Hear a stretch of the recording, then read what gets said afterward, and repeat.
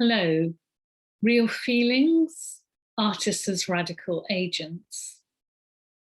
The global pandemic has accelerated society's intimacy with technology at an unprecedented rate due to increased usage by individuals and governments. Technology for the immediate future is the glue that is keeping us all connected with others as well as ourselves. It is the crucial tool with which we share, communicate, and explore our real feelings with others in this new era of social distancing. It is also a crucial tool for the suppression of the pandemic. Countries like China, South Korea, and Singapore managed the first wave of the pandemic last year by using mass surveillance and data collection to track and control their populations. Technology already embedded and interwoven into the fabric of their societies.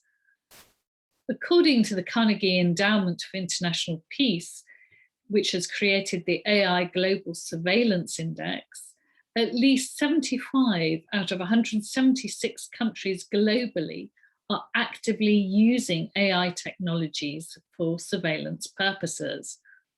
City platforms, facial recognition systems, and smart policing. And their survey also shows that it's actually the liberal democracies who are major users of AI surveillance. Technology now is right at the heart of humanitarian debates. When does surveillance for the population and their safety and health become an invasion of privacy and control? Who controls the data? Why and how?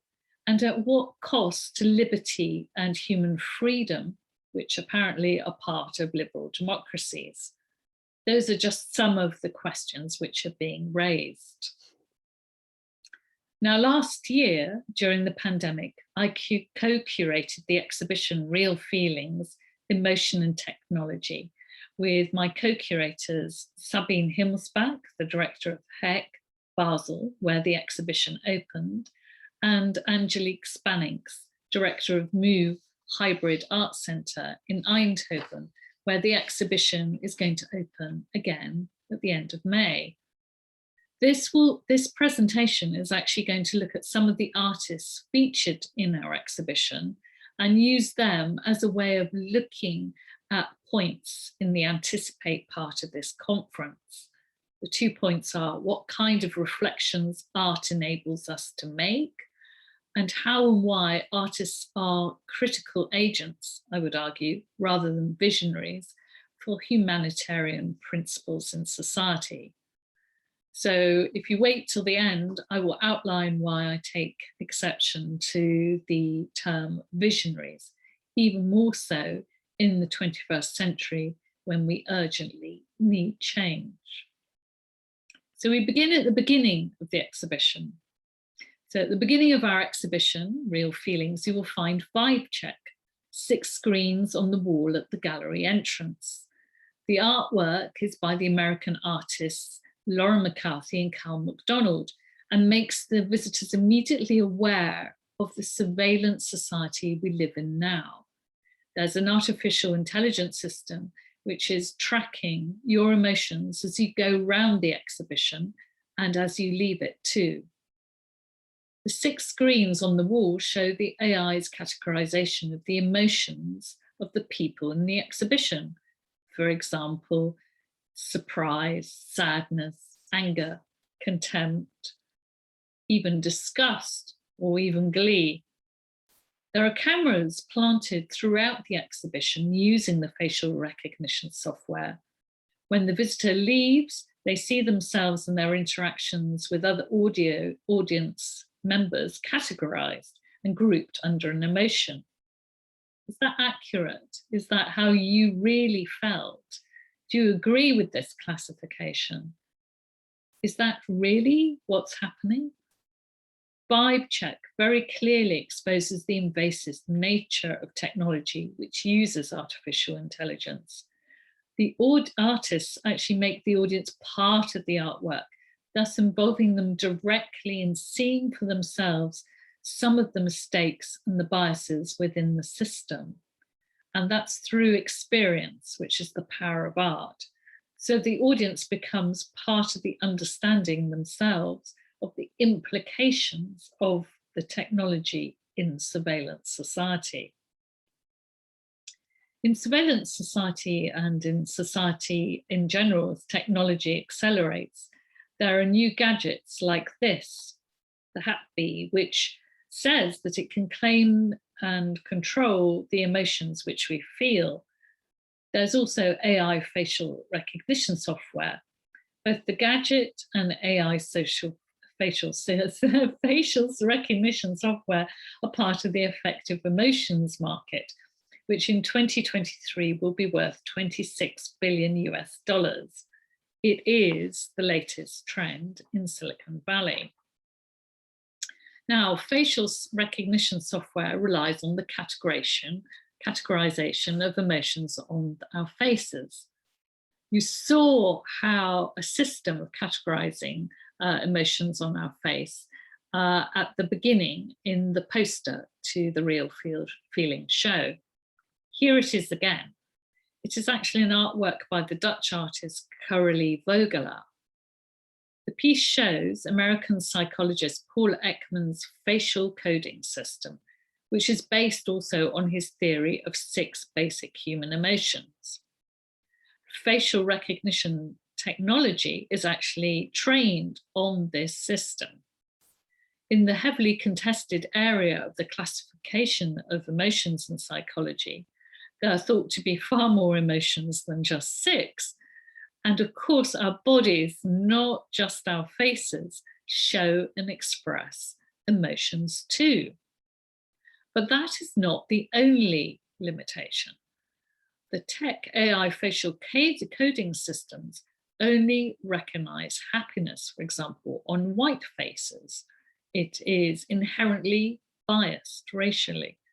As MIT Media Lab researcher Joy Buolamwini has shown, and as the Netflix documentary Coded Bias makes clear, technology replicates the biases in society. It is only as good as the people who input the information. Emotion recognition software has limited detection also in white faces too, as the Swiss artist Christophe LAMBELET demonstrates in his photographic work. Happiness is only the true emotion. The only emotion that AI can truly identify on white faces with 100% accuracy is happiness. Facial recognition systems, however, are not the only mode of surveillance in the 21st century and data gathering. Cecil B. Evans, her piece, How Happy a Thing Can Be, partly evokes another growing trend in technology, the Internet of Things, or IoT. The Internet of Things describes the network of physical objects, things, or objects that are embedded with sensors, software, and other technologies. And they can be inside our appliances, in our kitchens, or anywhere. And they're there for the purpose of connecting and exchanging data with other devices and systems over the internet. By the end of 2018, there were an estimated 22 billion Internet of Things connected devices being used in the world. And forecasts suggest that by 2030, there'll be around 50 billion, creating a massive web of interconnected devices sharing data. So Cecil B. Evans' piece, How Happy a Thing Can Be, actually focuses on mundane personal things, a comb, a screwdriver, and a pair of scissors, and they perform a dance to the death that implies that they're being pushed to their limits, that they have emotions too. One of the many messages of this complex piece is that we may be now endowing objects with humanity whilst losing our own. Artist number 4, Lucy McRae, describes herself as speculative designer, sci-fi artist, and body architect. Her practice focuses on the implications of technology for humanity. With a series of works, Lucy reflects on the fact that we often spend more time with technology than we do with other human beings. For our exhibition, Lucy realised a new commission, Solitary Survival Raft, which she created when she was alone during lockdown in 2020 in her LA studio, with us curators joining her in on the process on Zoom. Lucy created an inflatable, responsive, breathing sculpture that invites the audience to crawl into it for safety and be embraced by its structure. The whole colour scheme of the new work speaks of imminent disaster and how the potential for rescue when reality is shipwrecked may be just only from technology. As we crawl into the raft's embrace, it inflates and then its skin deflates around us, holding us and becoming our second skin. Can technology's embrace replace that of human touch? Will that be all we have left when the world ends? And are we investing more in technology than we are in human beings? And basically, rather than solving the immense challenges we face as a species.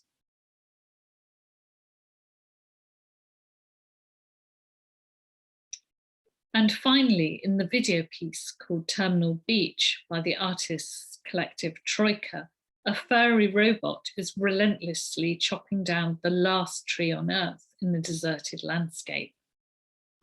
The robot's movements were created by tracking in real life human movements, which were then rendered.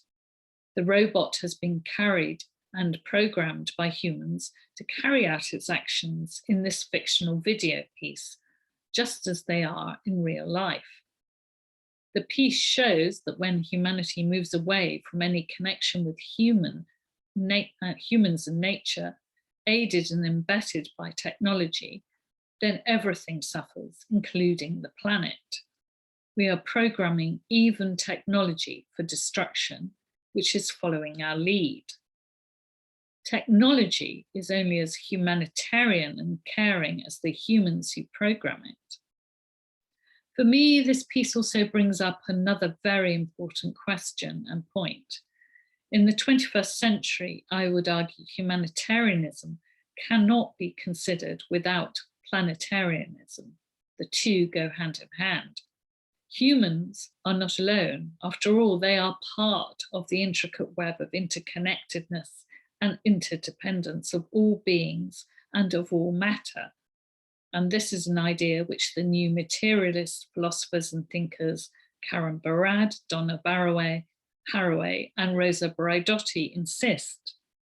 And with that comes what Karen Barad calls responsibility, the ability to respond to and with the environment and ecology and other beings, whether they're sentient or not. We are all intra-connected.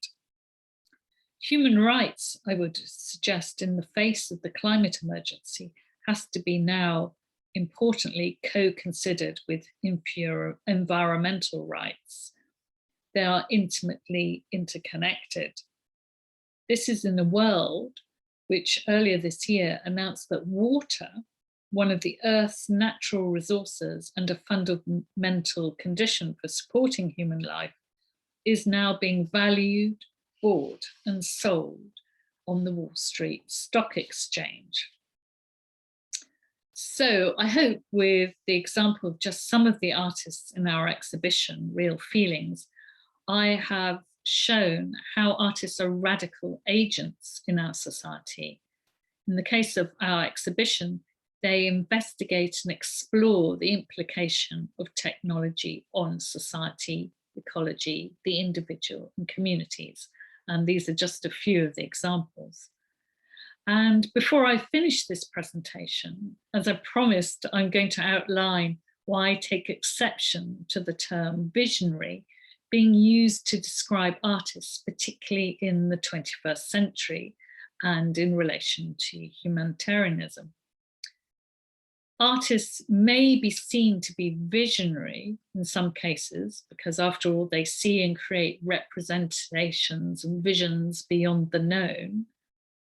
But I would argue calling artists radical agents is far more appropriate rather than visionaries in the 21st century. Radical comes from the Latin radix, meaning root, showing a material connection with the environment and ecology around. And that is what we exist, and it provides the fullest part of any picture. It's our context for survival and growth. The word visionary was first used in the Enlightenment in the 17th century, and the Enlightenment was part of the way of thinking which privileged sight and observation as a way of knowing, and the triumph of the individual also over community. The works of these artists I showed does not only involve vision, sight, but involves triggering many other senses too. Another objection is that the Enlightenment promoted the mind-body split, Descartes' "I think, therefore I am" in Western European culture. With this came a split from a sensuous, fully embodied connection with environment, communities, and others in the world around us, which became displaced as other or nature with a capital N. The ego in the individual became center stage and the source of all knowing. Everything was to be seen through the I, or I, of the individual. Now, artists as radical agents return and reconnect us to our fully embodied sensuous selves, their work touching our hearts, our physiologies, as well as our minds. And that is why and how art is so powerful. It is a change agent.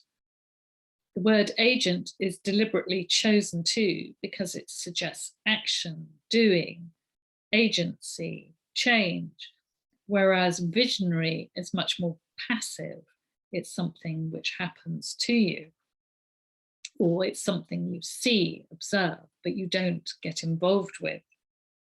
Yes, art enables us to feel, intuit, imagine, and think beyond our own experiences. And so in that sense, you could say it's visionary. But the best artists and their work actually work actively on us, both internally and or externally, through our hearts, bodies, senses, and minds. And they can make change happen inside a person. So artists, I would argue, are radical agents of connection in the fabric of being. But that is not all, and there's more in this whole argument. In her book, Braiding Sweetgrass, Indigenous Wisdom, Scientific Knowledge and the Teaching of Plants, Robin Wall Kimmerer, Professor of Environmental Biology at Syracuse, New York, and a member of the Potawatomi Nation, embraces, for example, the notion that plants and animals are our oldest teachers. She says that we should engage with them with all the senses we have available to us. Planetarianism, and in this case, plantarianism, and humanitarianism working hand in hand. Drawing on her life as an Indigenous scientist, Kimmerer shows how other living beings, asters and goldenrod, strawberries and squash, salamanders and algae, are sensuous feelings things too. This is reflected in language, in the grammar of animacy used by her nation. All beings are interconnected. Humans don't exist by, in, and of themselves. And I would argue this is what art actually reminds us. It actually reconnects us to these roots in the human experience about us being connected, and beyond ourselves. And that is why I would argue artists are radical agents, rooted in a present past time across time and space and all matter and being. My real feelings are that artists can show us the way of being radical agents in the 21st century. And in fact, that's what we should all be aspiring to be.